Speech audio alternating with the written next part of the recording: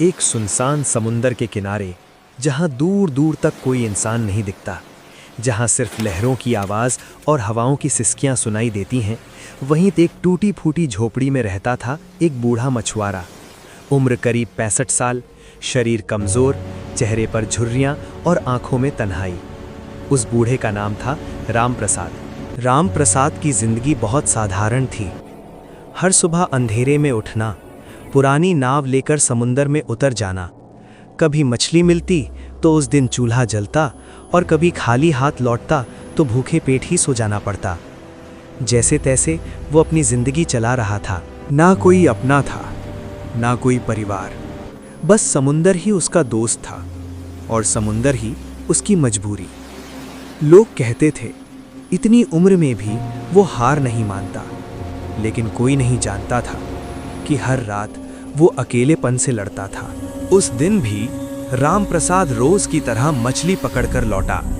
शरीर थका हुआ था, हाथ कांप रहे थे। वो झोपड़ी में जाकर लेट ही रहा था कि तभी अचानक दरवाजे पर जोर जोर से दस्तक होने लगी। इतनी रात उस सुनसान जगह पर कोई दरवाजा क्यों खटखटाएगा? राम प्रसाद का दिल जोर जोर से धड़कने लगा। वो धीरे धीरे उठा और दरवाजे की तरफ बढ़ा। उसे जरा भी अंदाजा नहीं था कि आज की रात उसकी पूरी जिंदगी बदलने वाली है। राम प्रसाद धीरे धीरे दरवाजा खोलता है। सामने जो दृश्य दिखाई देता है वो उसकी सोच से परे था। दरवाजे के बाहर दो जवान लड़कियां खड़ी थीं, कपड़े अस्त व्यस्त, चेहरे पर डर और आंखों में आंसू। ऐसा लग रहा था जैसे वे बहुत दूर से भागती हुई आई हों। लड़कियों में से एक कांपती हुई आवाज में बोलती है, कोई हमें बचा लीजिए, हम बहुत बड़ी मुसीबत में फंस गए हैं। अगर आज आपने दरवाज़ा बंद कर दिया तो शायद हम जिंदा नहीं बचेंगे। राम प्रसाद कुछ पल तक बस उन्हें देखता रह जाता है। इतनी रात, इतनी सुनसान जगह और दो इतनी जवान लड़कियां। राम प्रसाद के मन में सैकड़ों सवाल उठते हैं, लेकिन फिर भी वो सख्त आवाज में पूछता है, तुम कौन हो और इतनी रात यहाँ क्या कर रही हो? लड़कियां अंदर आने की विनती करती हैं। हमें बस आज की रात यहाँ रहने दीजिए, हम सुबह होते ही चली जाएंगी। आप जो कहेंगे हम वही करेंगे, बस हमें यहाँ से मत भगाइए। राम प्रसाद असमंजस में पड़ जाता है। एक तरफ उसका डर, दूसरी तरफ उसकी इंसानियत। आखिरकार वो भारी दिल से दरवाज़ा खोल देता है। ठीक है, लेकिन कोई चालाकी नहीं, सुबह होते ही तुम लोग चली जाओगी। लड़कियां घर के अंदर आती हैं। छोटी सी झोपड़ी, टूटी हुई दीवारें और गरीबी की बदबू, लेकिन उनके चेहरे पर कोई शिकवा नहीं होता, बल्कि एक अजीब सी राहत दिखाई देती है।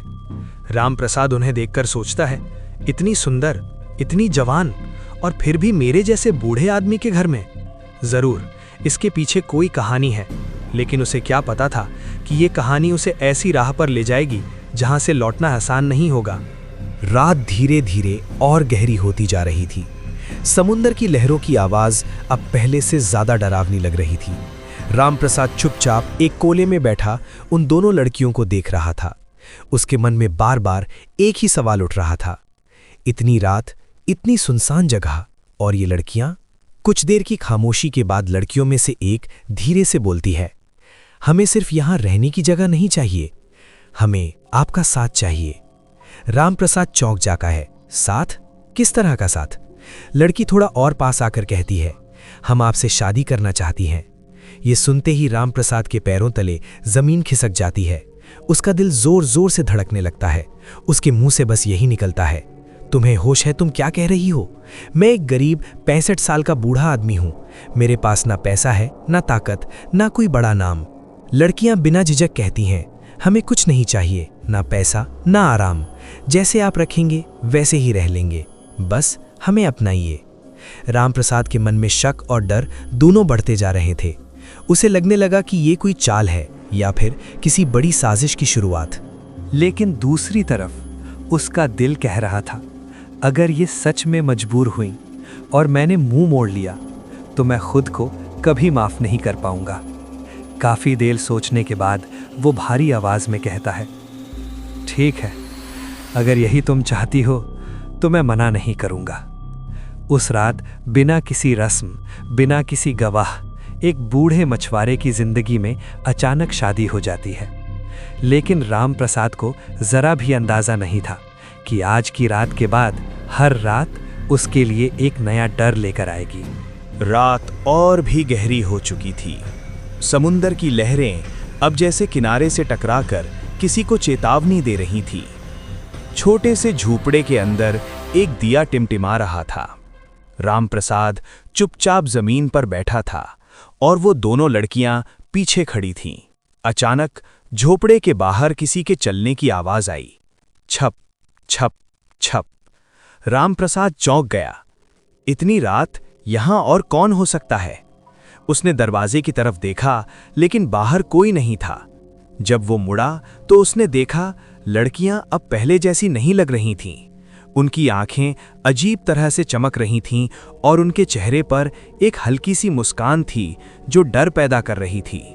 रामप्रसाद ने कांपती आवाज में पूछा, तुम लोग ठीक तो हो? लड़कियों में से एक धीरे से बोली, अब हम ठीक हैं क्योंकि हमें हमारा सहारा मिल गया है।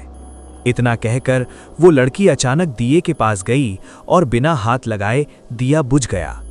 पूरा झोपड़ा अंधेरे में डूब गया। रामप्रसाद की सांस तेज हो गई। उसका दिल जैसे सीने से बाहर आ जाएगा। अंधेरे में किसी के हंसने की आवाज आई, धीमी, भयानक। अचानक दिया खुद ब खुद फिर जल उठा और रामप्रसाद ने जो देखा उसने उसकी रूह हिला दी। लड़कियों के पैर जमीन को छू ही नहीं रहे थे। वो हवा में थोड़ा ऊपर तैर रही थीं।